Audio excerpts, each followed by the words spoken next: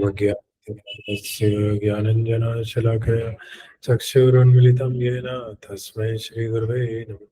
श्रीचैतन्यमनोभीष्टं स्थापितं येन भूतले स्वयं रूपकदा मह्यं ददाति स्वपदान्तिकम्। वन्देऽहं श्रीगुरो श्रीयुतापदकमलं श्रीगुरून् वैष्णवांश श्रीरूपं साग्रजातां सहगना रघुनाथान्वितं तं सजीवम् साद्वैतं सावधूतं परिजनसहितं कृष्णचैतन्यदेवं श्रीराधा कृष्णपादान् सहगना ललिता श्रीविशाखान्वितांश्च। हे कृष्णा करुणा सिन्धु दीनबन्धु जगत्पते गोपेश गोपिका कान्तो राधाकान्तो नमस्तुते। तप्तकाञ्चन गौराङ्गी राधे वृन्दावनेश्वरी वृषभानुसुते देवी प्रणमामि हरिप्रिय। वाञ्छाकल्पतरुभ्यश्च कृपा सिन्धुभ्यैव च पतितानां पावनेभ्यो वैष्णवेभ्यो नमो नमः। जय श्री कृष्ण चैतन्य प्रभु नित्यानंद श्री अद्वैत गदाधर शिवासादि गौर भक्तवृंद। Hare Krishna Krishna Krishna Hare Hare Hare Rama Rama Rama Hare Hare. Please repeat Hare Krishna Krishna Krishna Krishna Krishna Hare Hare Rama Hare Rama Hare Rama Rama Rama Hare Hare. once more Hare Krishna Krishna Krishna Krishna Krishna Hare Hare Hare Rama Hare Ram Rama Rama Rama Hare Hare. Okay. Hare Krishna, very warm welcome to all of you. So today we'll read the second verse of Isopanisad. So last time we read the introduction, and introduction is very important actually. So who all like read the entire introduction? I Akshat and Imanshu were there now in the last class. Ravi Prabhu was there.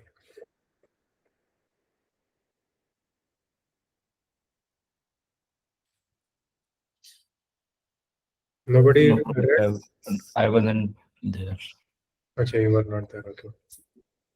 Yeah, you should read the introduction. Just like in Bhagavad Gita introduction, it's a 40-page introduction, but it will set up a very good context, very good platform for for, for understanding Bhagavad Gita. Similarly, Ishopanishad introduction is also very interesting. Okay. So I think basically, Akshat Prabhu confirmed, I think last week he confirmed, but I think he couldn't come. He confirmed us on the message that he will come, but yeah. yeah, in the Yes, Prabhu ji guest आए हुए थे तो इस वजह से नहीं हो पाया था. कोई बात नहीं. तो earphones लगाओ. So basically, we have read the invocation and words 1 till now. So the invocation goes like this: Om Purnamada Purnamidam Purnat Purnamudachyate Purnaseva Adaya Purnameva Vashishyate. So basically, whatever is there in this material world, everything is coming from the Supreme Lord. And Supreme Lord is also fully complete, and all the emanations from the Supreme Lord, they are also fully complete. So for example, our body, the tree's body, everything is meant for a purpose, and it has full architecture, fully functional. This was the invocation. And the mantra 1 is Ishavashamidam Sarvam Yat Kinchat Jagatyan Jagat Tene Taktena Bandita Magrida Kasasvidhanam. So everything animate or inanimate is coming from the Supreme Lord, and one should therefore accept only those things necessary for himself. So everybody is given his quota, and we have to act within that quota. So there are some material things which are provided by the Lord, and we have to somehow be humble and use those things which are provided by the Lord in the service of the Lord. And so this is acting within our quota. And basically, we should not encroach upon others' quota. So if somebody is doing some service, trying to connect whatever material resources he has got, we should not disturb him, but we should encourage him. We should encourage him to do his service nicely. So And if we can live like this, if we can live within our quota, like acting within our relationship with the Lord, and be very grateful and experience the bhakti rasa, and always be fixed in our relationship with Krishna, Yogastha Kuru Karmani, then basically it is very easy to uh, to live a long life. And that's what this verse says. That if you are acting in that consciousness, where you are just acting within your quota, and you are helping others to dovetail their quota also in Krishna's service, then actually that consciousness is the perfect consciousness, and you can live forever for hundreds of years with that consciousness. Okay, so with that we will begin the second verse. You all can recite with me. Kurvanneveha karmani. Can recite? Kurvanneveha karmani. Jijivishe chatam sama. Evam tvai nanyate tosti. Na karma lipyate nare. Can you please repeat after me? Na? Okay. Kurvanneveha karmani. Kurvanve karmani. Jijivishe chatam sama. Jijivishe chatam sama. Evam tvai Chatam sama. evam Evam tvai tvai nanayatetosti. Prabhu, first I will recite, then you have to repeat. Evam tvai nanyate tosti Evam tvai naryatosti. na karma lipyate nare. Na karma lipyate nare. Thank you. Thank you. Kurvaneveha karmani jijivishe chatam sama. Evam tvai nanyate tosti na karma lipyate nare. One may aspire to live for hundreds of years if he continuously goes on working in that way. For that sort of work will not bind him to the law of karma. There is no alternative to this way for man.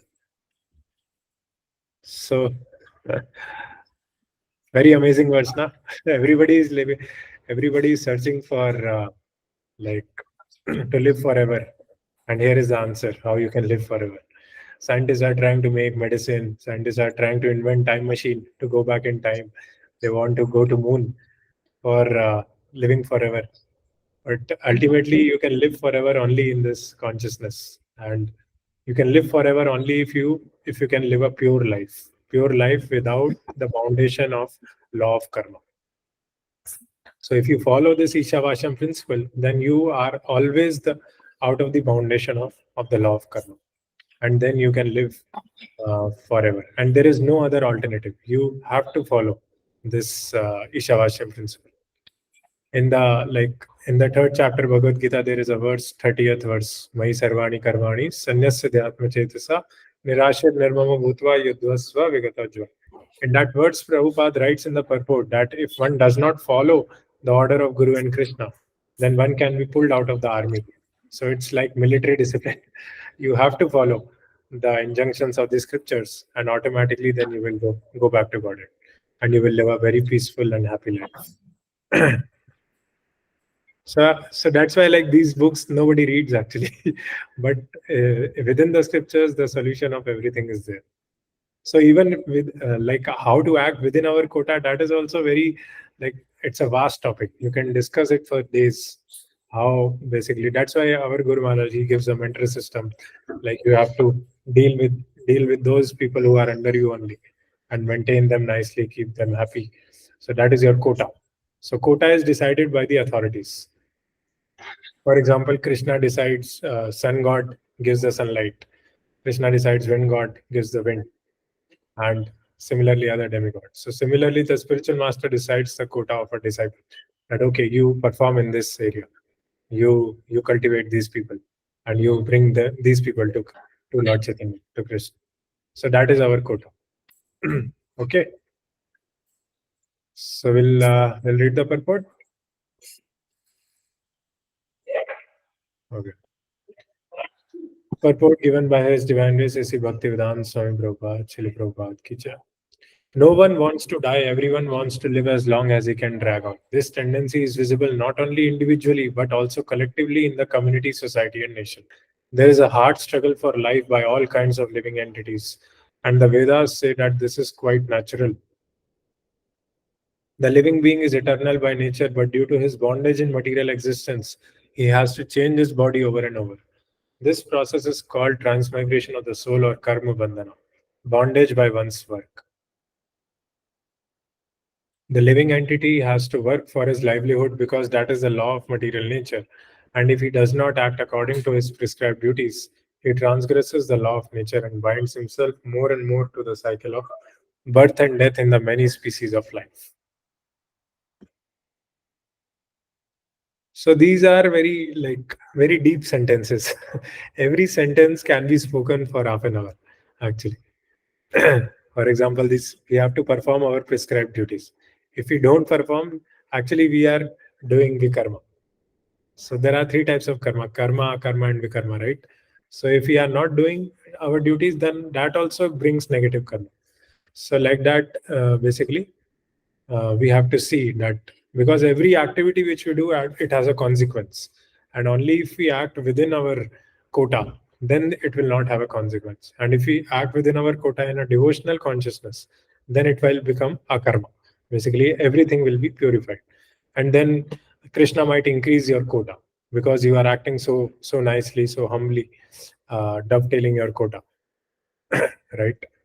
So, for example, so these days people are running around to earn money, right? But actually we should be satisfied with whatever little Krishna gives, whatever little savings Krishna is allowing. We should be satisfied with that.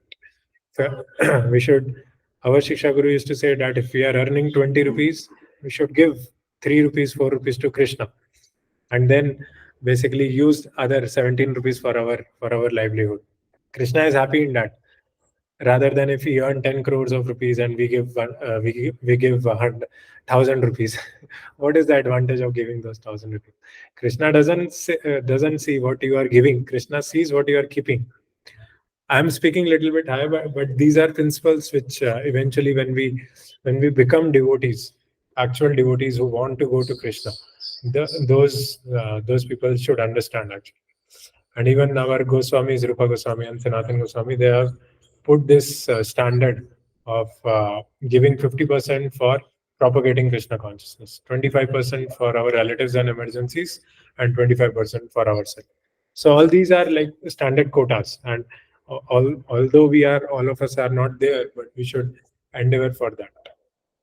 Then basically we can live a life, uh, a pure life, without any bondation of law of karma. Because all these things, if we accumulate too much, that also incurs bad karma actually. So all these things we have to see in a subtle way. Other life forms are also subject to the cycle of birth and death, but when the living entity attains a human life, he gets a chance to get free from the chains of karma. Karma, akarma, and vikarma are very clearly described in the Bhagavad Gita.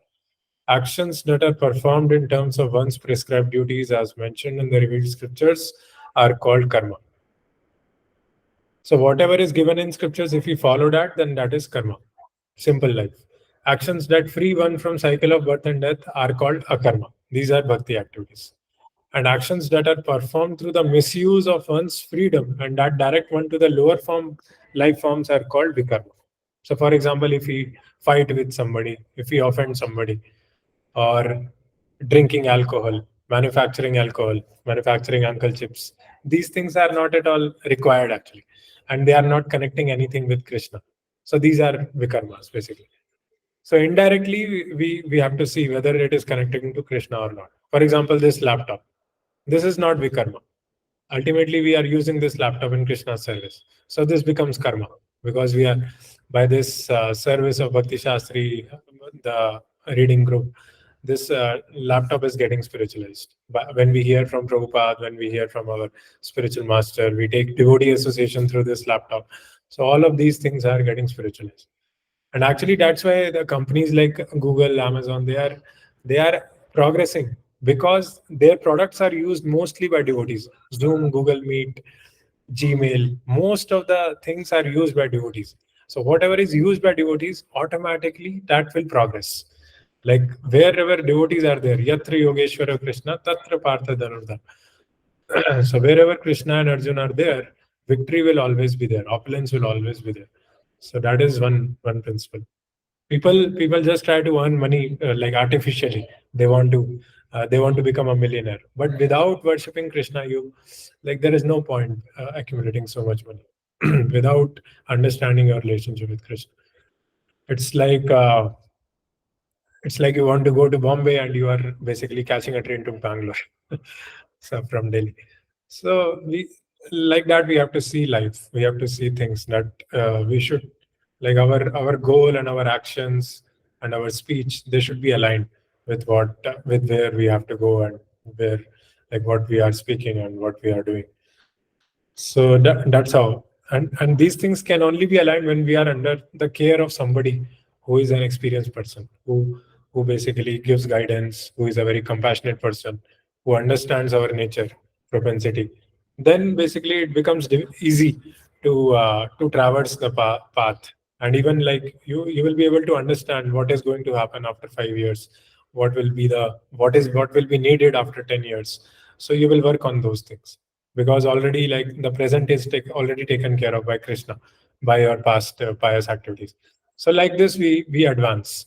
Like when we take guidance and when we are intelligent, when we take basically when we are doing devotion, so much positive energy is there. Krishna is giving all the vision. Krishna will give all gyan chakshu, with, with which you will be able to see that what is needed and what is not needed. Yatharam upayunjata. Everything. Krishna will give intelligence how we can connect everything to Krishna. For example, our Ravi Prabhu, he is doing some NGO in Lucknow and he's trying to help people there and trying to help them connect with Krishna. So he has all the resources of devotee association also, and now he's going out. He's trying to connect people to Krishna and trying to help them who are suffering in this material world. So it's a great act actually. But only thing is we ourselves also have to become mature and confident and prioritize Krishna, because without dependence on Krishna, without sanction of Krishna, these services not happen actually. Without the blessings of Vaishnavas, these services basically only if you take blessings of Vaishnavas, like it might happen 95%, and if you don't take, it might happen 10%, 5%. So that's how like Krishna that's how Krishna is the controller of everything. Yesterday only we were discussing this creator mentality, right? So generally we are co-creating. We are not the only creator. If I say today I will build Eiffel Tower, I will not be able to build. But if I have some collaboration with some architect, and if I am praying to Krishna, then that architect will also cooperate with me. So then things will happen when we pray to Krishna, when we prioritize our relationship with Krishna, then things will happen. Otherwise, things will not happen. So everybody has to be on the same page, and then there has to be blessings of Guru and Krishna. Then everything becomes auspicious, and slowly we go back to God. Of these three types of actions that ye pad liya na, intelligent men well know that both good and bad work equally bind one to the material miseries. Consequently, they seek that work which will free them from the reactions of both good and bad work. Such liberating work is described here in the pages of Sri Upanishad. So, what is good work? What is bad work? Anybody wants to give an example?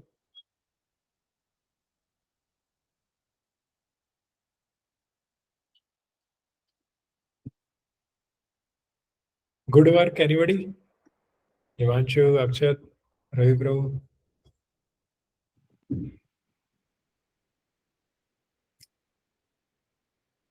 Yes, Ravi Prabhu.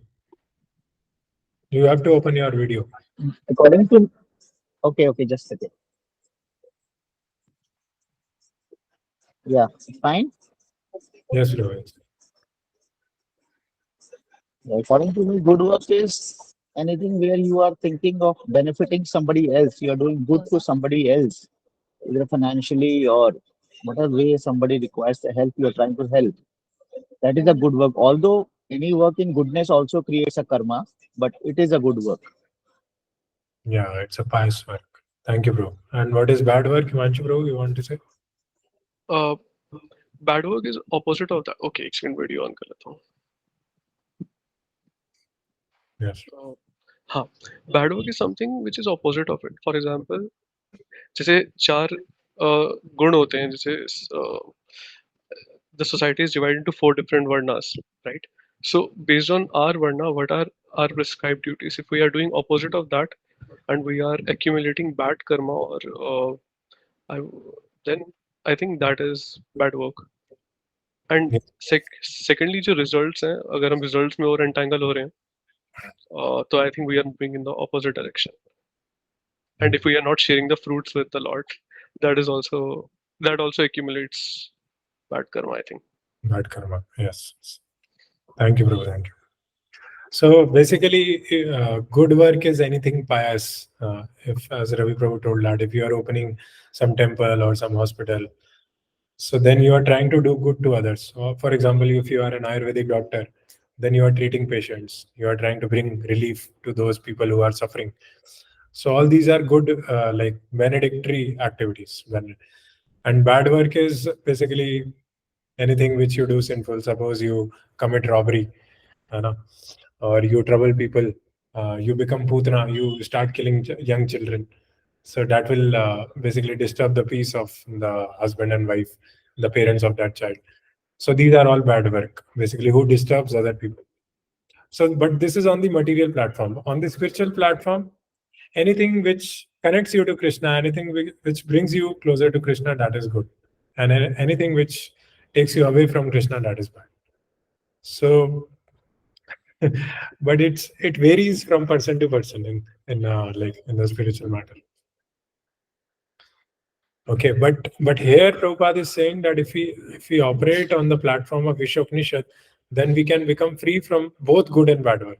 Because even good work like creating hospitals where you are giving relief to the suffering people, you are not connecting them to Krishna. Ultimately, you have to somehow come to the soul platform and connect them with Krishna, right? That is not happening. So the eternal welfare is not taken care of. But the principles which are given in Ishopanishad, they are actually connecting you to eternality, the realm of transcendence. So that will automatically dissolve both the reactions of good and bad work. है ना?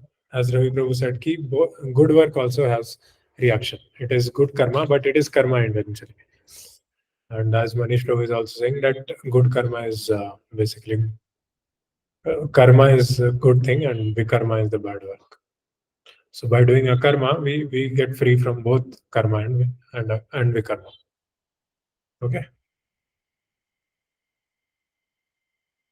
Yeah. Anybody who wants to read next paragraph? Ravi Prabhu, you want to read? Yeah, Prabhu. Yeah. Just a second, huh?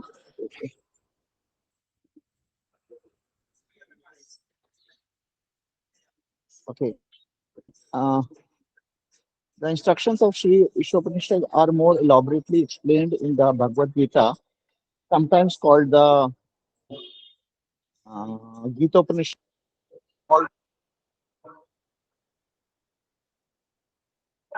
Name of all the 16.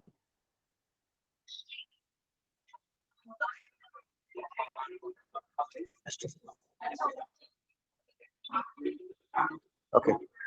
3.9 to 16, the personality of Godhead says that none one who cannot attain the state of Nash karma or akarma without executing the prescribed duties mentioned in the Vedic literature. This literature can regulate the working energy of a human being in such a way that we can gradually realize the authority of the Supreme Being. When he realizes the authority of the personality of Godhead, Vasudeva or Krishna, it is to be understood that he has attained the stage of positive knowledge. In this purified stage, the modes of nature, namely goodness, passion, and ignorance, cannot act, and he is able to work on the basis of Nash Karmaya.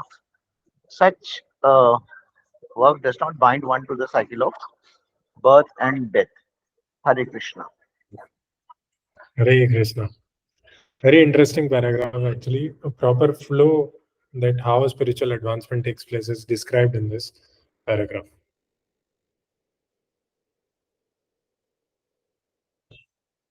So basically, our purification starts from executing our prescribed duties. And unless we do our prescribed duties nicely for a certain amount of time, we cannot come to the platform of akarma. That's what is the first point made by Prabhupada. And this is mentioned in the third chapter of Bhagavad Gita.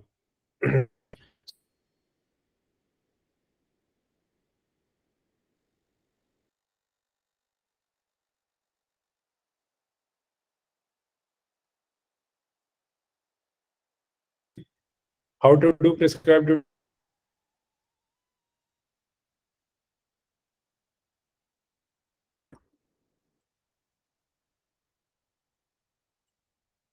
Yeah, am I audible? Yes, you're audible Am I now. audible?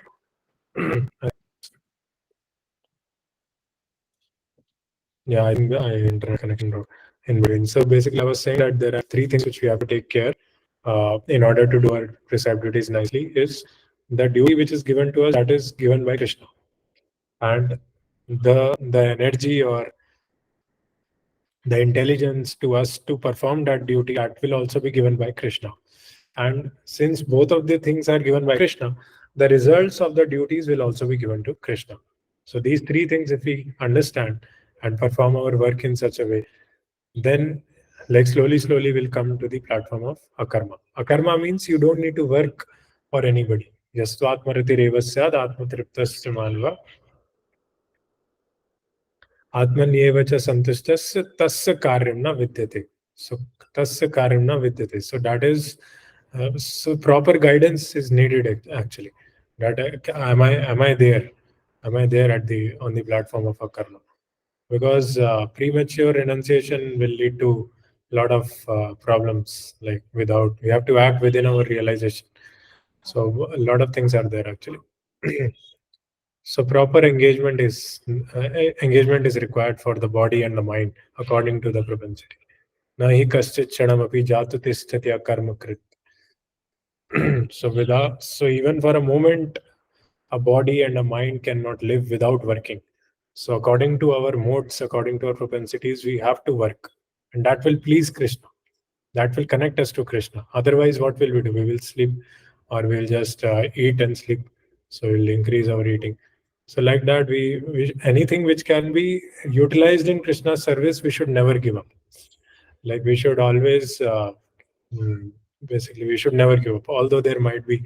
So even giving up is in three modes. So if we give out of too much, like it is very difficult, or no, if we give up out of fear, okay, something will happen if I do this thing. For example, Arjuna's condition on the battlefield, that is mode of ignorance renunciation. And then if we give up because it is too troublesome, it is very difficult going to office, meeting with non-devotees. Manager is also overly compassionate. So much politics is going on. They are drinking alcohol. So much exploitation. So because of this, all these problems, I will not go to office. I will work from home, or I will leave the job.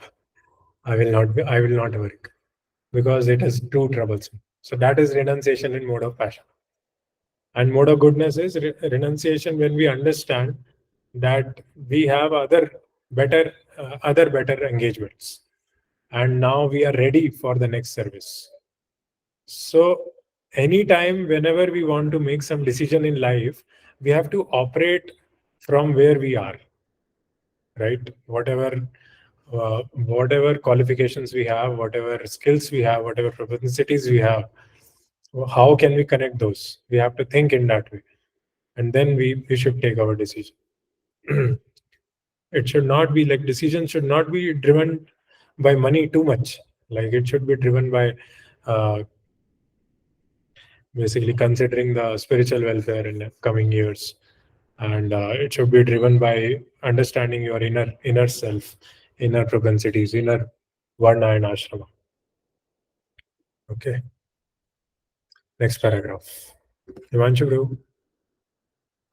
Rajat bro, just give me 1 minute. I'm in between something. I'll read the next para one. Okay. Manish Prabhu. Okay. Oh, Akshat Prabhu, sorry. Okay. Sure, Prabhuji. Actually, no one has to do anything more than render devotional service to the Lord.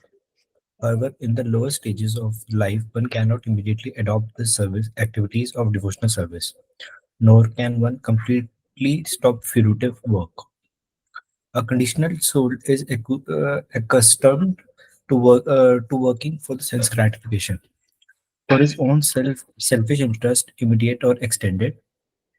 An ordinary man works for his own sense enjoyment, and when this principle of sense enjoyment is extended to include his society, nation, or humanity in general, it assumes various attractive names such as altruism, socialism, communism, nationalism, and humanitarianism. These isms are certainly very attractive forms of karma bandhana, karmic bondage. But the Vedic instruction of Shri Ishopanishad is that if one can actually wants to live for any of the above isms, he should make them God-centered. There is no harm in becoming a family man or an altruist, a socialist, a communist, a nationalist, or a humanitarian, provided that one executes his activity in relation to Ishavya, the God-centered conception. Hare Krishna. Pranasya. Ishavya. Thank you, Hare Krishna. So, who has faith?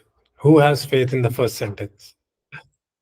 Actually, no one has to do anything more than render devotional service to the Lord. इस sentence का क्या मतलब है? Anybody can describe? Ravi Prabhu? Good. Vanshu Prabhu. अच्छा, okay. So, um, devotional service के यहाँ पे multiple meanings है मेरे को लगता है. तो जब आप अपनी prescribe duties, hello, I am audible? Yeah, yes. Okay, so when one does some devotional, some prescribed duty, for example, भोग लगाना या फिर नाम जप करना या फिर सत्संग सुनना, so all those come under the umbrella term of devotional service. तो basically करना यही सब है, and our duties have to revolve around these 4 activities. Then there is nothing else we need to do other than that. Plus मतलब गुरु सेवा also, I think, yeah. So we don't need to go to our company. Like suppose नहीं नहीं नहीं नहीं नहीं, वो तो survival के लिए जरूरी है. बट यहाँ पे मेरे ख्याल में यहाँ पे हम उद्धार की बात कर रहे हैं. Like there are two different things. One is you are surviving, that is why you need money. One is you want to reach the path of salvation, और यू नो उससे क्या कहते हैं, फ्री होने के लिए आप अलग से एक्टिविटी कर रहे हो. तो ये आई थिंक उसकी बात कर रहे हैं. मतलब फ्री होने के लिए जो हम एक्टिविटी कर रहे हैं उसकी बात कर रहा हूँ. Okay. Exactly. Here Prabhupada ji is talking about ki how you can live better. I think if you don't want to come back to this Right. life and death ka cycle hai, if you want to get out of it, then you just do your devotional service to the Lord. That is the way to it. Hmm. What are others devotees? Let's see, Ravi Prabhu, Manish Prabhu, anything you want to? Are you like satisfied with Himanshu Prabhu? I think he has made a very valid point here. That whatever things which are like directly helping us to come to the point of salvation, those are devotional service, right? But are there like, do we need to do other activities also for survival? Ravi Prabhu, Manish Prabhu? They are silent. So if you see example of like sannyasis like Madhavendra Puri or Haridas Thakur, they are not doing software job, right? They are just doing madhukari. They go to Grahastha's house. They say that you take from me, you learn Bhagavad Gita from me. I'll tell you Shastra. I'll tell you that you are not this body, you are soul. You should chant Hare Krishna. And in turn, whatever Grahasthas they have to give, they can give, they give.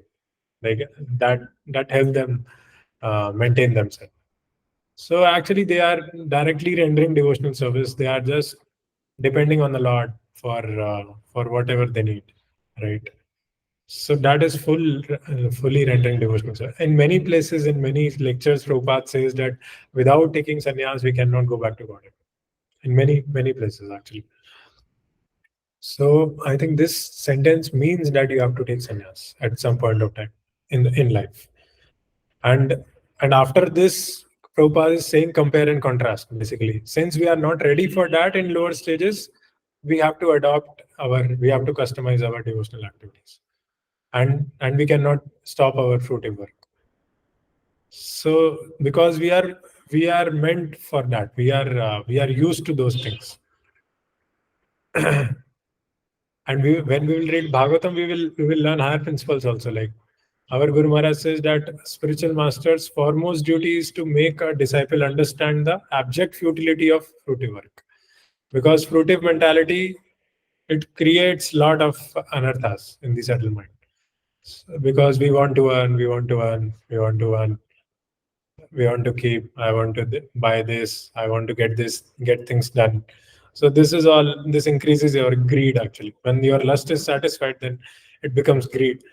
And when your lust is not satisfied, it becomes anger. So greed increases, and that is a disease actually. So there are many subtle things which we don't really care in this age. Many devotees, like, they don't care, but at some point of time, these things blast actually, and we should keep these things in check. That is a good thing to do. Yeah, Ravi Prabhu, you were saying anything?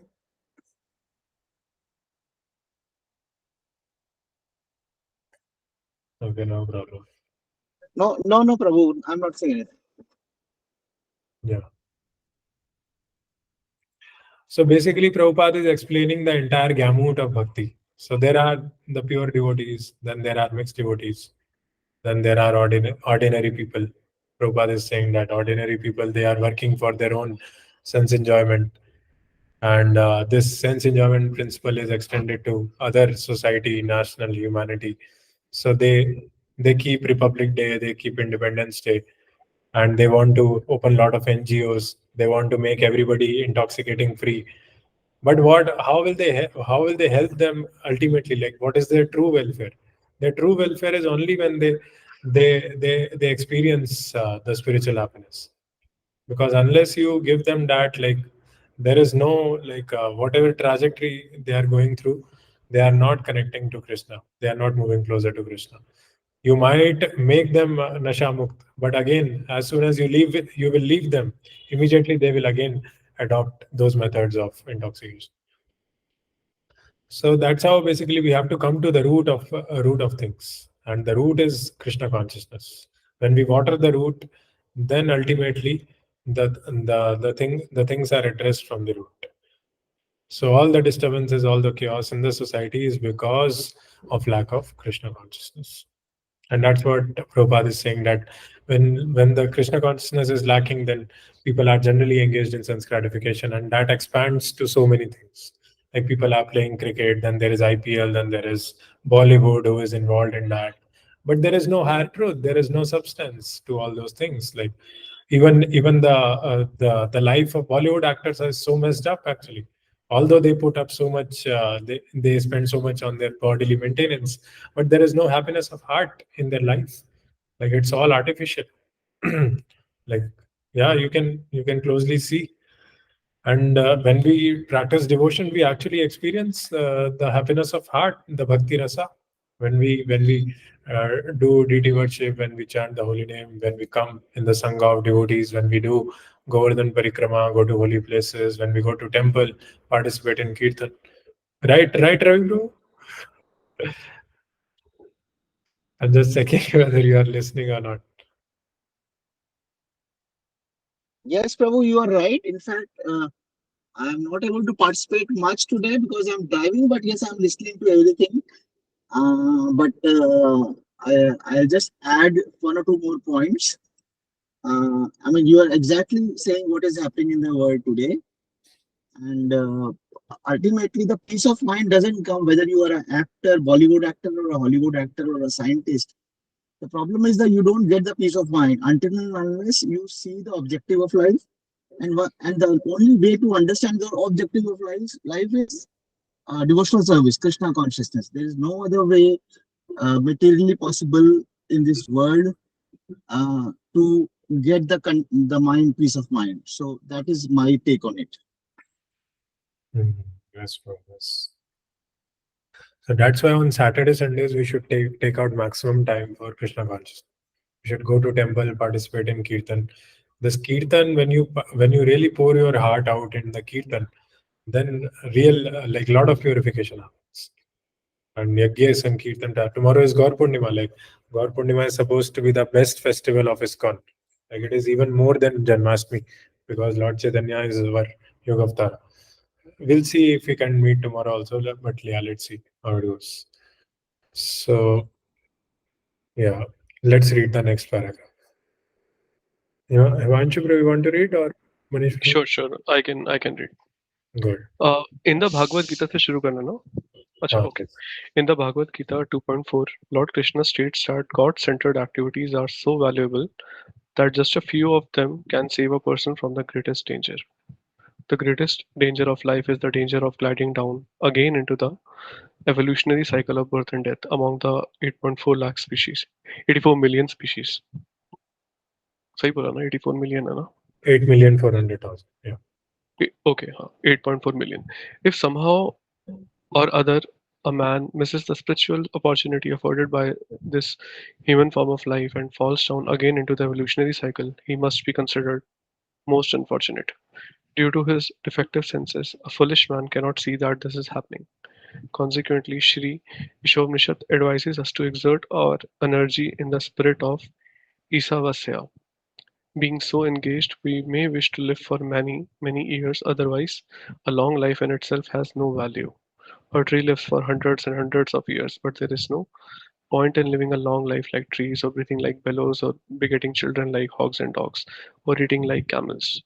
A humble, God-centered life is more valuable than a colossal hawks of life dedicated to godless altruism or socialism. काफी कुछ है इसमें तो. Prabhupada is taking out a hammer and hammering our conditioning. तो क्या समझ में आया इसमें? वही इसमें मतलब ह्यूमन लाइफ की इंपॉर्टेंस बता रहे हैं कि मतलब ऐसे कुत्ते बिल्लियों की तरह नहीं रहना, और मतलब ऐसे पेड़ों की तरह नहीं रहना कि मतलब ऐसे सालों साल रहे हैं, और मतलब just living on with our life. Like जिस काम के लिए आए हो वो ह्यूमन लाइफ में ही पॉसिबल है. So if you are wasting your time and doing nothing of this human form, then you are definitely going along the way of cats and dogs, basically. Yeah. And a little amount of bhakti activities can save you from that danger, from gliding down to cats and dogs. So Right. that is the verse with which Prabhupada starts this paragraph. So very systematically, Prabhupada is framing every paragraph. Right? Neha vikramo nashasti pratyavayo na vidyate swalpamapi yasya dharmasya trayate mahato bhayat.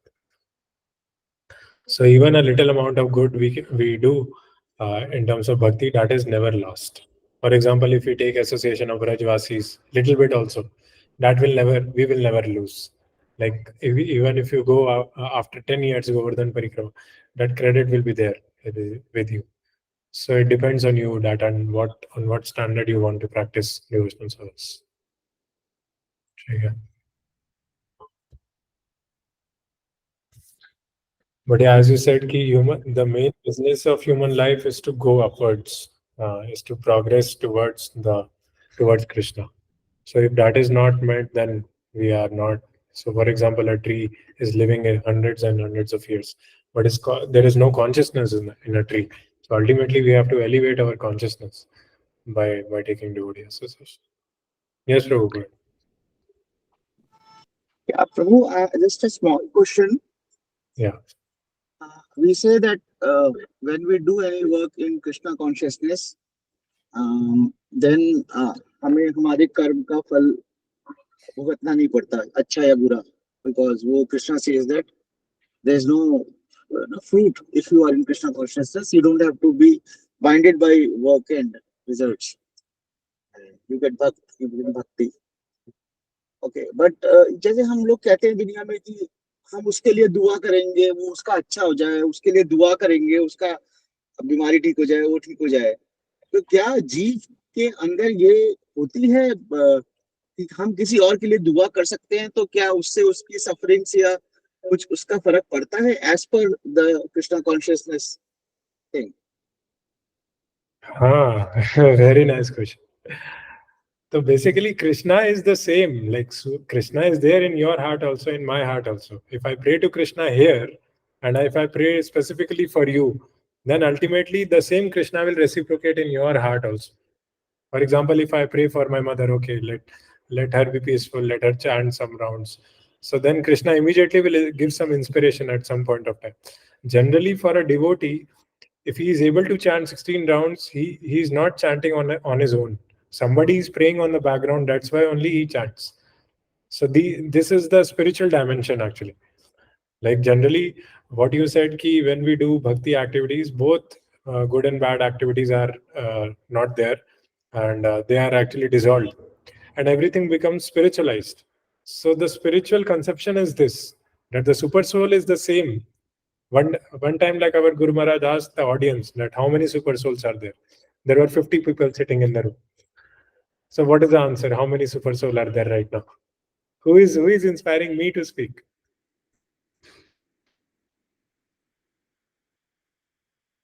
Yes, Mataji. Good.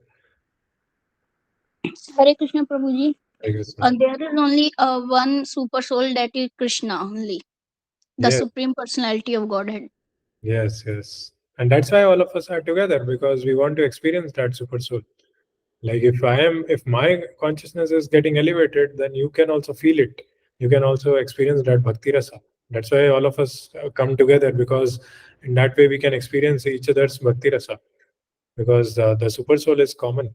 So that is the magic of Krishna consciousness. When you keep Krishna in center, then all the devotees who are experiencing rasa from Krishna, indirectly you can also experience others rasas also. So this is magical. Basically, you can experience other people's other devotees heart devotion also. That's why devotee association is recommended. Yeah. Prabhu, if somebody else is suffering because of his or her karma, Mhm. and it's a direct relationship to his or her old karmas, but still we are thinking good of him or her, and we are praying to Krishna, then how will Krishna react? Yeah, like so there is yeah, like our Guru Maharaj addressed one group, right? Like you joined that meeting, right? When Guru Maharaj was there, you have seen Guru Maharaj live.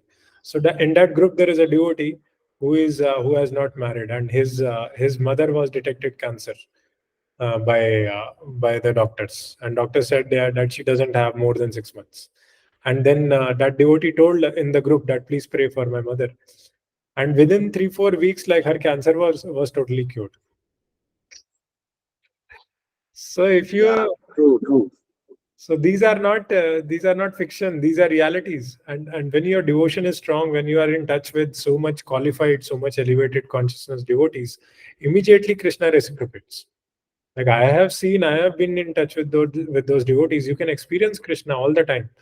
And you can experience Krishna reciprocating. You can experience Krishna pulling out the anarthas from your heart.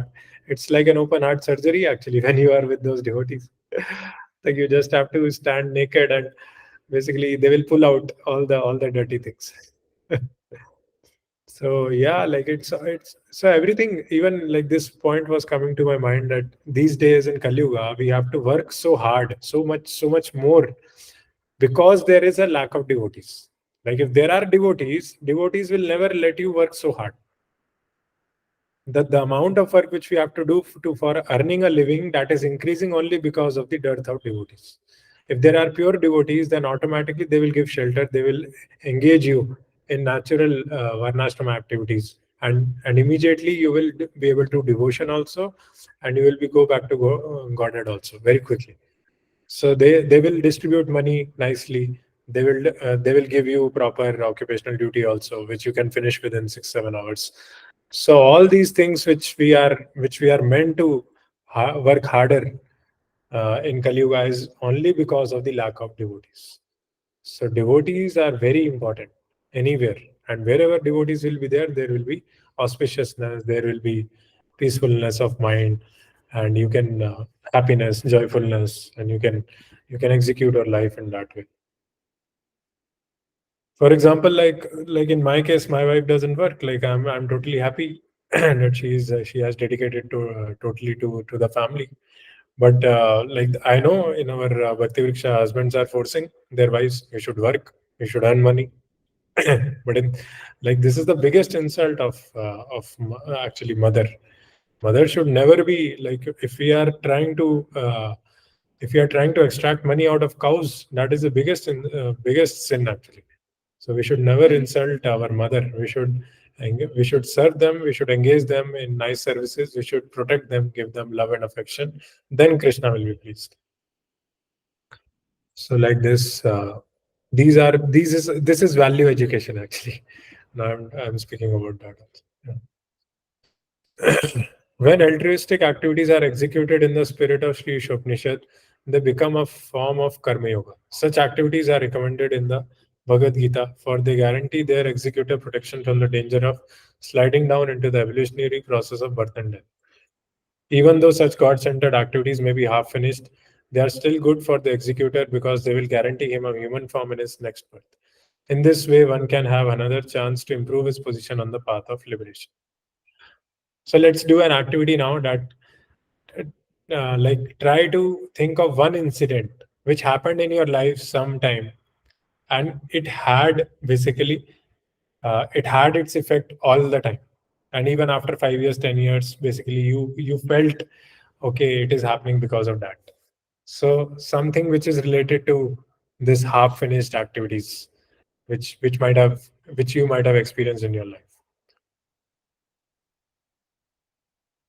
or some spiritual effect. For example, Krishna is the controller, or just now I said ki it's only the devotees who because of whose prayers enable us to chant. So anything which is so like transcendental, which is not on the material platform. Generally we draw a dependency diagram, right, in our operating system, but here the dependency is on Krishna. So any event or any realization you want to share?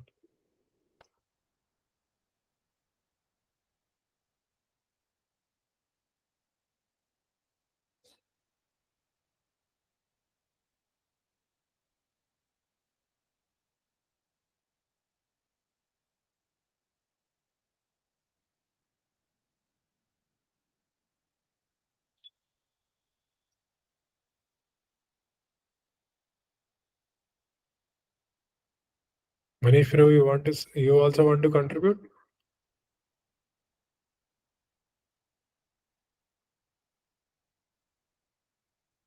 Ravi Bravi Manoj are very active today. Himanshu, go ahead. Yeah. So basically, um, like when I was a small kid, so I used to go to kathas with my mom. Like जैसे पंचायती बाग में normally Shrimad Bhagavatam कथा होती थी, तब मैं प्रसाद के लालच में जाता था, ठीक है। फिर बाद में कथाएं हम टीवी पे सुनने लगे, जो जब आस्था चैनल था। तो I think that had a long term effect. I think very early I had I had tested that, how to say, मतलब जैसे हम नेक्टर की जो बात करते हैं, like I felt that there is something special about that feeling. तो and from then onwards I have been trying to cultivate that feeling. और मतलब वो कम ना हो, मतलब बड़े कम नहीं होने चाहिए, but because as we, so I felt that that feeling was pretty strong when I was 8 or 10 years old, but gradually with time, when we have started earning money, when we तो भोग पदार्थ थोड़े बढ़ जाते हैं life में, तो बाकी जो मोह माया, काम क्रोध, लोभ होता है, ये सब बढ़ जाता है, तो इस वजह से थोड़ा कम हो गया, बट या Yeah. बट हाँ, That- लॉन्ग टर्म की अगर हम बात करें तो I think those were the experiences for me. And बचपन में I also got a chance to read Prabhupada books. My dad brought 5 books together. उनमें से एक वो वाली किताब थी, अजामिल मृत्युशैया पे मतलब हिंदी में थी, they were all हिंदी अनुवाद के books. So I got a chance to read. Ajamil वाली किताब थी एक, महारानी कुंती की शिक्षाएं, महाराज कपिल मुनि की शिक्षाएं थी, तो जिसमें वो देवहूति जी को बताते हैं. So I got a chance to read them early, basically. Yeah, So very that nice. Yeah, that's why you are coming with all of us. Like, unless like you are not chanting so vigorously, right? I'm not. I'm not. But you want to increase that positive energy and spiritual bliss, right? Anandam buddhivardhanam pratipadam purnamritam swadam. So all of us are eager for like tasting that nectar. Every soul is eager for like tasting that nectar, and we cannot deny any soul of relishing the Krishna consciousness. And that's why we are trying to like meet more often. The purpose of meeting more often is only this, to increase the positive energy, to increase our groundedness, so that like we can feel we can be grounded. And as you are saying that in the when you were young, you read Prabhupada books. So this is how our life. So this is how our spiritual life begins. Maybe like you, I also went to some Satyanarayan Katha before going to US, and my parents also did some Satyanarayan Katha when I was in 11th, 12th. And then one day my father took me to ISKCON Panjabak for Gaur Aarti. I danced a lot. I was not a devotee at all. Like I was breaking all the regular defenses. But somehow these small Sukritis enabled me to meet devotees in US. And Krishna knew that when I will become a devotee, only when I was alone. In college, he did not allow for me to meet the devotees, but in US he allowed. So it is all like Krishna's plan. Like he is the like as Ravi Prabhu says, the micromanager and the micromanager. So all the situations are arranged by Krishna, and yeah. But once we know the path, then as you said, ki cultivating that positive energy and increasing that positive energy, that is very important, because then only we will understand where we are. Otherwise, like we don't know where we are. How much hard work is required, how much anarthas are there, all those things we'll never know. है ना? Am I saying correct, Ravi bro? You also had to share, na? Ki that is the purpose of meeting morning, evening, right? Ki True, we can, Prabhu, very true.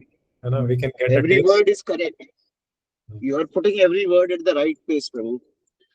Yeah.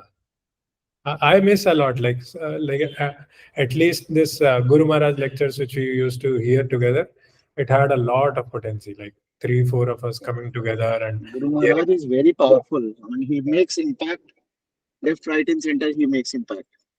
Yeah. And those teachings, they are actually embedded in our heart. For example, so many things I am not able to forget now.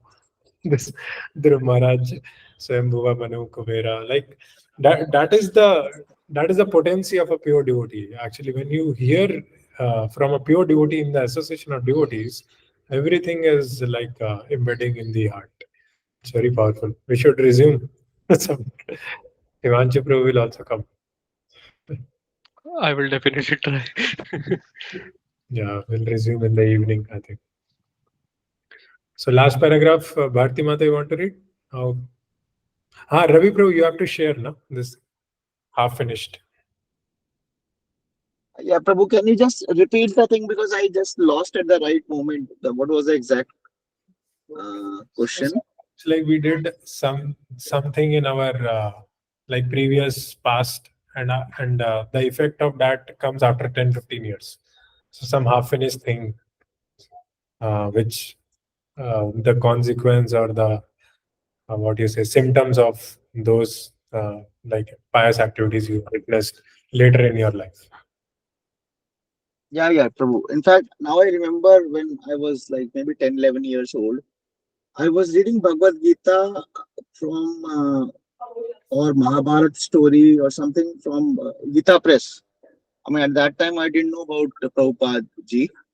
I was reading a book in English only or Hindi, I don't remember. Bhagavad Gita from Gorakhpur Gita Press. And normally I never used to read books because I was not a book reader. मैं कोई novel नहीं पढ़ता था. मेरे किसी books में पढ़ने में मन ही नहीं लगता था novel वगैरह में. But this was the first book जो मैंने पूरा पढ़ा, पूरा भगवत गीता और महाभारत का जो भी था वो पूरा बुक पढ़ा मैंने, बिकॉज मैंने छोड़ा नहीं उसको। Probably I was in 7th 8th class और मे बी 9th क्लास है। उसके बाद मैंने उसका पूरा सिनॉप्सिस लिखा था अपने लैंग्वेज में, कि हम बड़े आत्मा है और हमें ये सब दुनियावी चीजों से दूर रहना चाहिए एंड ऑल दैट। वो मैंने बहुत अच्छा मुझे लगा था। मैंने, मेरी मम्मी पापा ने भी पढ़ा, उन्होंने औरों को भी पढ़ाया कि रवि ने देखो अभी से इस एज में इतना सा सिनॉप्सिस लिख दिया पूरा। मैंने 10 पेज का सिनॉप्सिस लिखा था कि हम लोग हैं क्या और हम लोग क्यों दुनियावी फालतू चीजों में पड़े रहते हैं उस समय। उसके बाद फिर सब कुछ खत्म हो गया, फिर 11th 12th आ गया, फिर मैं पढ़ाई में लग गया, कॉलेज में लग गया, शादी हो गई and all that. But I think that was a big thing जो मैंने उस समय किया था। कृष्णा ने मुझे ऐसा मोटिवेट किया था कि मैंने बहुत अच्छा, मेरे हिसाब से मैंने लिखा था 10 पेजेस उस पे, भगवत गीता पे। Very nice, very nice. Actually, this is actual spiritual life. Ki when we read scriptures, when we hear from spiritual master, and then we assimilate in our heart, and then we express what we have understood. Then we understand that how much we have understood, and then we should make the other senior devotee read that what we have written. Then that devotee will tell the level of realization what we have. So this is how our Shiksha Guru also used to teach us. Like there were so many students who used to do PhD actually under him, and so they used to like study the depth of a problem statement for research, and then some delta contribution they used to make and write a paper. So he always suggested not to copy anything. He suggested you assimilate everything in your heart, and then you write it down. You explain it. You don't explain so many things, but you explain one point in depth, and that will bring your clarity in your mind. Also, your intelligence will be nourished, and you will feel confident in your relationship with Krishna. So writing is very very important. Like especially for all of us who are like IITians and intellectually very a lot of basically lot of potency is there, then we should keep writing. Writing is important. Yes, bro, thank you. Okay, yeah, I think in my case I've already told, right? So yeah, and many things like Krishna directly indicates also. For example, last when do something for Uddhav, right, for my kid. So I was thinking, I should try this also, try that also, try this. I'm spending time in Dham, but like I have researched everything, and then Krishna arranges some people in such a way that he clearly paves the path. Okay, you concentrate on this. This is the right path to pursue. So Krishna is always there on our back, tapping our shoulder. You go in this direction. So if you endeavor in the right mood, in the right association, you will receive good signals where to go, where to make endeavor. Okay. So anybody else wants to share, or no, we'll just read the last paragraph and next words. Bharti Mata, can you read last paragraph? Yeah, Hare Krishna Prabhuji, yeah, sure. Yeah, good. From here, how one can Yes. execute God-centered activities is elaborately explained in the Bhakti Rasamrita Sindhu by Srila Rupa Goswami. We have rendered this book into English as the Nectar of Devotion. We recommend this valuable books to all who are interested in performing their activities in the spirit of Shri Isopanisad. Hare Krishna. Hare Krishna. So this is our last module of Bhakti Shastra. Unless we read Nectar of Devotion, we will not be able to relish the real rasa of bhakti. And every line of Nectar of Devotion is a realization. Like you will feel, oh, so much nectar I have in my life, so many realization, so much blissful devotion. Okay, we'll read the third verse now. Asurya nama te loka andhena tamasavrita tamste pretya vigachanti yeke chatmahano jana. Sorry, there is some distance. The killer of the soul, whoever he may be, must enter into the planets known as the worlds of faithless, full of darkness and ignorance. So this is the result when you don't follow the Ishavashyam principle. So we become the killer of the soul. Killer of the soul means we our relationship with Krishna, and then automatically we'll go to the hellish planets. Purpose. Human life is distinguished from animal life due to its heavy responsibilities. So human life is heavy responsibility actually. Those who are cognizant of these responsibilities and who work in that spirit are called suras, godly persons. And those who are neglectful of these responsibilities or who have no information of them are called asuras, demons. Throughout the universe, there are only these two types of human beings. In the Rig Veda, it is stated that the suras always aim at the lotus feet of the Supreme Lord Vishnu and act accordingly. Their ways are as illuminated as the path of the sun. Hmm. And in Bhagavad Gita 16 chapter, like divine and the demoniac, the qualities of these type of people are also mentioned. What are the qualities of a godly person? What are the qualities of demoniac person? So godly persons are those who understand their responsibility and they act on those responsibility. So that is the dharma, basically. Stri dharma, pati dharma, patni dharma, and Raj dharma. All these dharmas we have to follow. Then we understand then we fulfill our responsibility. Okay. And in Ramayana, I think all these dharmas are described nicely. But the best dharma is our Sarva Dharman Pariteja Mamekam Charan. We have to take shelter of Krishna. If we can follow our founder Acharya morning, evening program, that is the best dharma. Okay, next paragraph. Bharti Mata, you will read again? Yeah. Yeah. Intelligent human beings must always remember that the soul obtains a human form after an evaluation of many millions of years in the cycle of transmigration. The material world is sometimes compared to an ocean, and the human body is compared to a solid boat designed especially to cross this ocean. The Vedic scripture and the acharyas or saintly teachers are compared to expert boatmen, and the facilities of human body are compared to favorable breezes that help the boat ply smoothly to its desired destination. If with all these facilities a human being does not fully utilize his life for self-realization, he must be considered Atma Ha, a killer of the soul. Shri Shopnishad warns in clear terms that the killer of the soul is destined to enter into the darkest region of ignorance to suffer perpetually. Hmm. Hare Krishna, thank you very much. Hare Krishna. Actually, we can make a sketch of this paragraph. So there are waves of ocean, then there is a boat in that ocean, and then there are breezes which are blowing.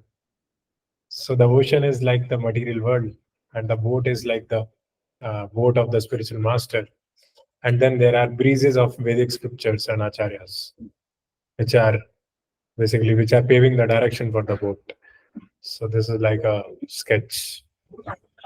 So facility of human body, that is also like a favorable breeze. So this human body is very like durlabh manav deho.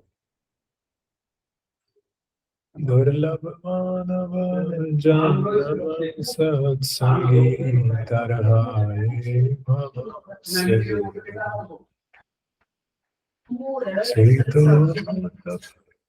Nath Varish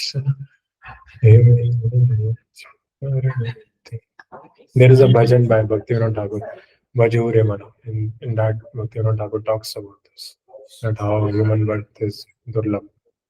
So it should be properly utilized to make spiritual advancement. There are, okay, next paragraph. Manish Prabhu, you want to read? Or Reena Mataji?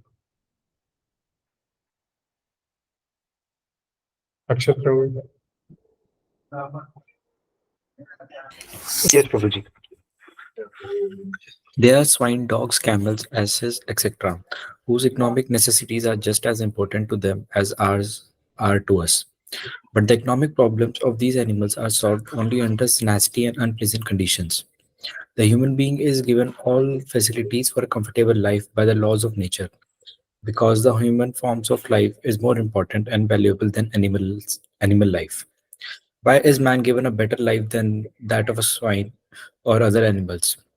Why is a highly placed government servant given a better facility than those of an ordinary clerk? The answer is that a highly placed officer has to discharge duties of a higher nature. Similarly, the duties human being has to perform are higher than those of animals, who are always engaged in simply feed, feeding their hungry stomachs. Yet the modern soul-killing civilization has only increased the problem of the hungry stomach.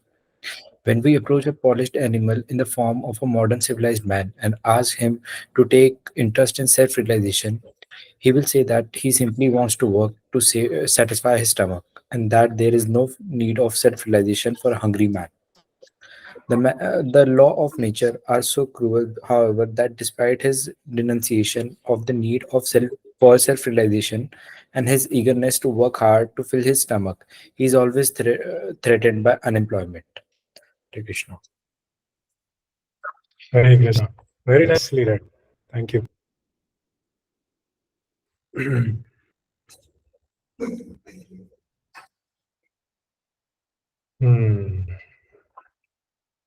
So basically, in this paragraph, Prabhupada are describing different quotas.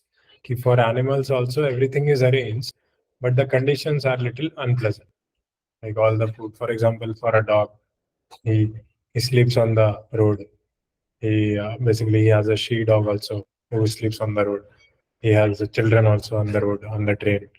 So the conditions are unpleasant. But in case of human life, we are given comfortable conditions, right? Like we are given cooked rice, cooked dal that we can offer to Krishna. Dogs and all they cannot offer. They have to eat some bone also, whatever propensities they have to eat. So that's how like human life has so much luxury, so much thoughtfulness, so much intelligence is there, where we can put our we can choose from different alternatives. And the more our consciousness elevates, the more options and the more alternatives we see in our lives. And that is real human life, when we have intelligence which can figure out those alternatives, and then we can choose an alternative which can help us maximum practice our bhakti. So that is human life. Now these things are not like available for cats or dogs or pigs, right? Yeah. So that's why our Guru Maharaj says that slowly, slowly we have to simplify our life more and more. Our material occupational duty should be more and more simplified, so that we can give more time in preaching Krishna consciousness, in practicing Krishna consciousness, because that will make our realization strong. That will make us a solid devotee, and that's what we have to become by the end of the life, right? Yeah.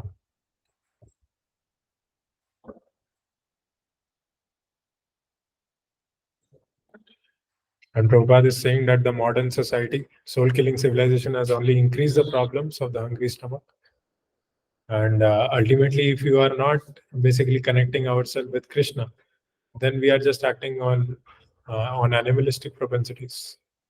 Ahar nidra bhayamatunam cha samanyetat pashubir nara. Dharmo hi eko vishesho dharme nahi na pashubir samana. So yeah, so all these verses are there in the Shastra. Now, on the basis of which Prabhupada is writing these books. We are given this human form of life not to work hard like asses, swine, and dogs, but to attain the highest perfection of life. If we do not care for self realization, the laws of nature force us to work very hard, even though we may not want to do so. Human beings in this age have been forced to work hard, like the asses and bullocks that pull carts. Some of the regions where the asuras are sent to work are revealed in this mantra of Sri Isopanisad. If a man fails to discharge his duties as a human being, he is forced to transmigrate to the Asuria planets and take birth in degraded species of life to work hard, ignorance and darkness. ठीक है, ये तो मतलब simple है कि if we are not serving Krishna, we will have to serve Maya. There is no other There is no other things. Either you are serving Krishna or you are serving Maya. So by default, if you are not inquisitive for making spiritual inquiries, your material endeavor will increase, and then basically our life becomes hellish because our material endeavor is. So these working 12 hours, 14 hours, this was never encouraged by Prabhupada in any of his books. This paragraph is also mentioning that we should complete our duties and we should work for a limited amount of time very intelligently, and then we will transmigrate to higher planets. Otherwise, if we keep on doing hard work, we don't inquire about Krishna, we don't hear Krishna Katha from devotees, we don't increase our positive energy, then we'll go to like hellish planets and take birth in degraded species of life.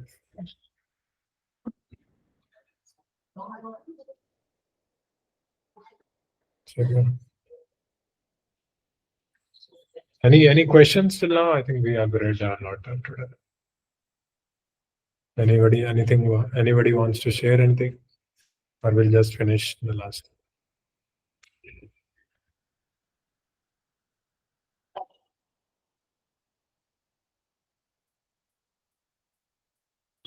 Today only the in the morning class, this devotee was telling this story that a person reached Swargaloka and he had committed all the sinful activities in his life. So he he uh, he was very surprised, but he was very honest. So he said ki like as soon as he reached Swargaloka, he said ki like I want to talk to Yamraj because I am very surprised by my destiny that I have reached Swargaloka. So then Yamraj came and he asked, Ki Yamraj, how have I been given Swargaloka? I have committed so many sins in my life. So then Yamraj called his secretary Chitragupta because Chitragupta has all the recordings, because whatever we are doing in this life, actually that is witnessed by all the 12 Mahajanas. So that is the reality. Krishna is the Upadrishta Anumanta. He is witnessing everything, and accordingly, basically, our subtle body is made, and then the next body is decided. So Chitragupta took out that video, the 3D 4D video, in which this person basically he was chasing a cow. Yamaraj said, "Ki you chased a cow. That's why you have been given this Swargloka." Then this person asked, chasing a cow? I was like running behind a cow. Cow was not pleased by me. I was not serving the cow. How I came to Swargloka? Then he showed the entire video. He said ki the cow ran into a temple, and somehow cow did the reverse pradakshina, and then this person also did reverse pradakshina. So reverse pradakshina is actually sinful. It's not like full of. It's not pious. But then also, like Yamaraj said, you did reverse pradakshina of a Vishnu temple. That's why you are here. So, like this, basically, generally, Krishna is very compassionate and he sees little amount of devotional activities also with lot of credit. Prabhupada used to say that even if a person touches a screw in his temple, Krishna never forgets that. So Krishna is very compassionate actually. Yeah, Krishna never forgets the bhakti done at any time. Like even after 20 years also, he will remember, okay, this person has done this bhakti. He knows that account.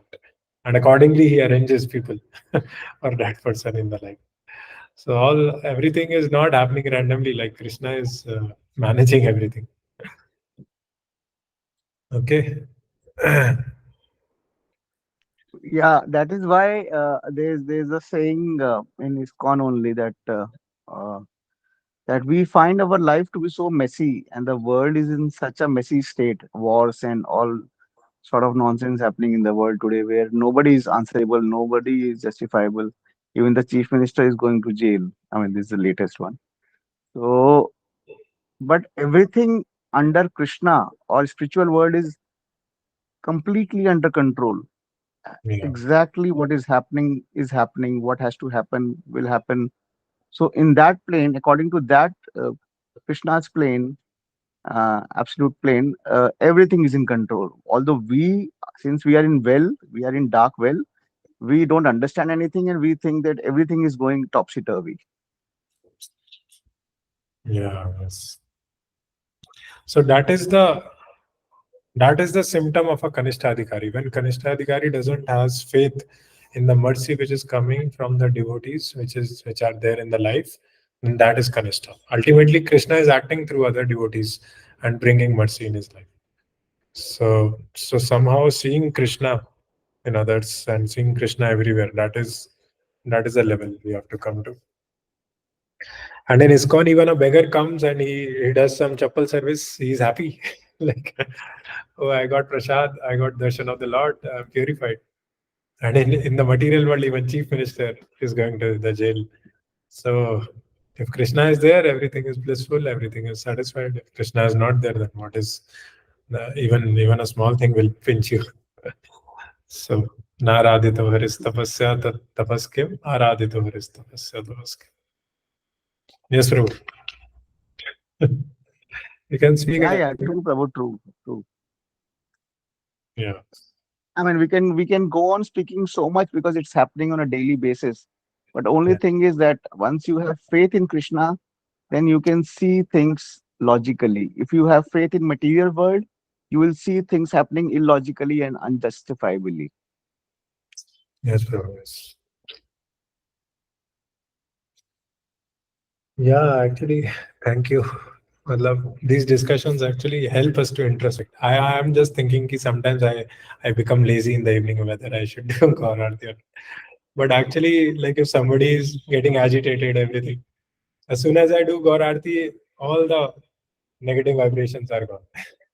Like some blissful experiences there. So I should be more active actually. I should be more eager to do Gaur Aarti instead of being lazy. And Prabhu in you are fact, still too active.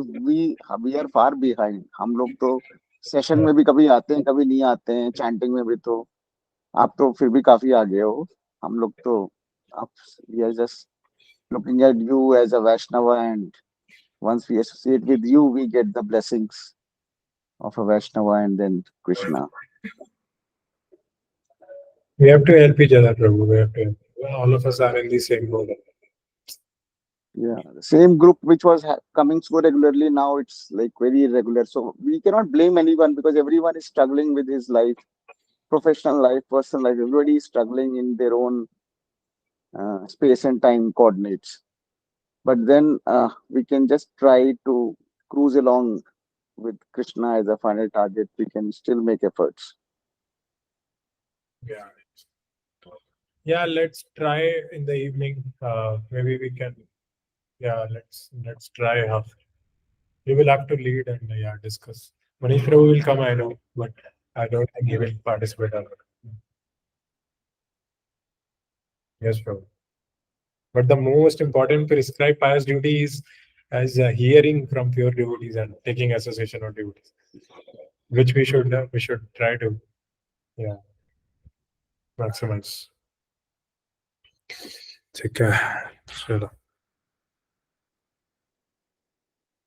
So I think last two paragraphs. Himanshu, Prabhu, you want to read? Sure. दीदी मैं 2 minute में आता हूँ.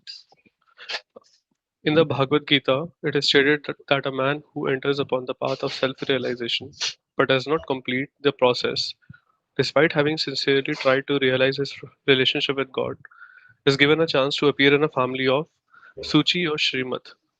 The word Suchi indicates a spiritually advanced Brahman, and Srimat indicates a Vaishya, a member of the mercantile community. So the person who fails to achieve self-realization is given a better chance in his next life due to his sincere efforts in this life. If even a fallen candidate is given a chance to take birth in a respectable and noble family, one can hardly imagine the status of one who has achieved success.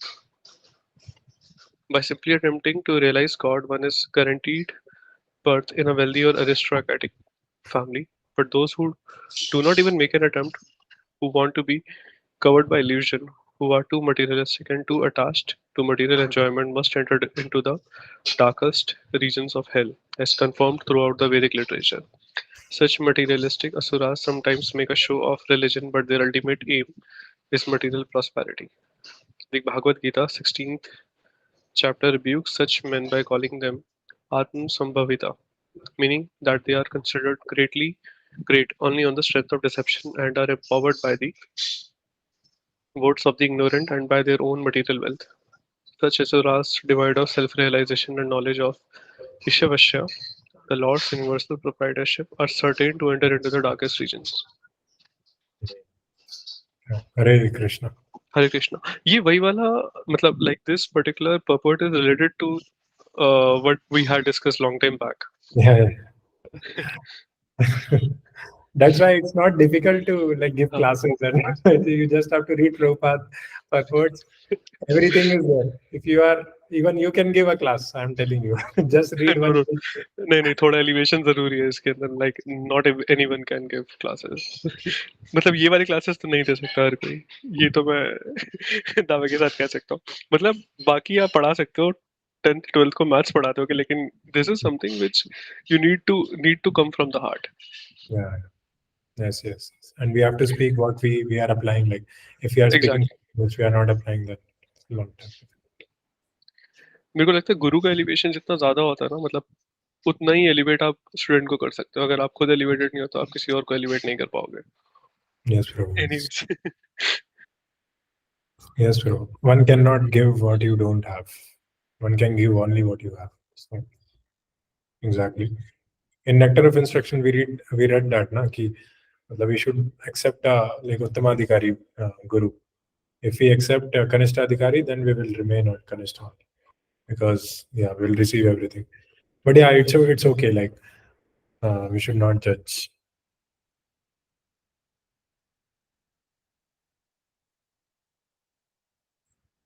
Yeah.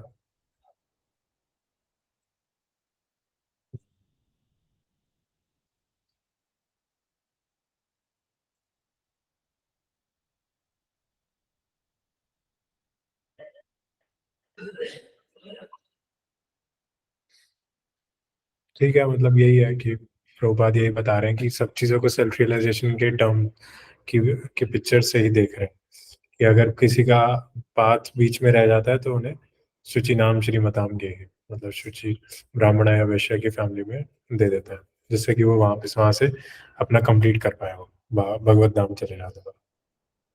तो वही होता है वैसे. और लेकिन अगर किसी को इंटरेस्ट ही नहीं है भैया स्पिरिचुअलिटी में, मटेरियल एंजॉयमेंट ही करना है, तो उसको प्रभुपाद कह रहे हैं आत्मसंभाविता. So they just want to be like covered by the illusion. Who are too materialistic and too attached to material enjoyment must enter. ठीक है.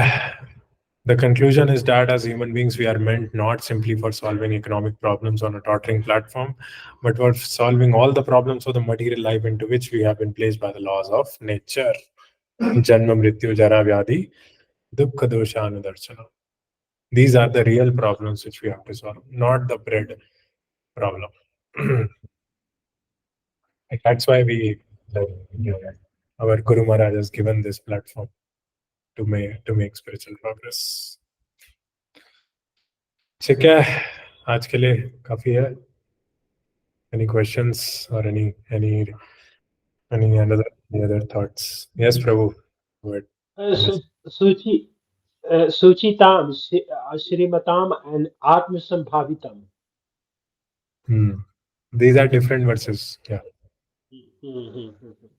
So Suchitam, who follows the rules and regulatory principles, means a devotee, a Shrestha devotee, that is sometimes called Brahman.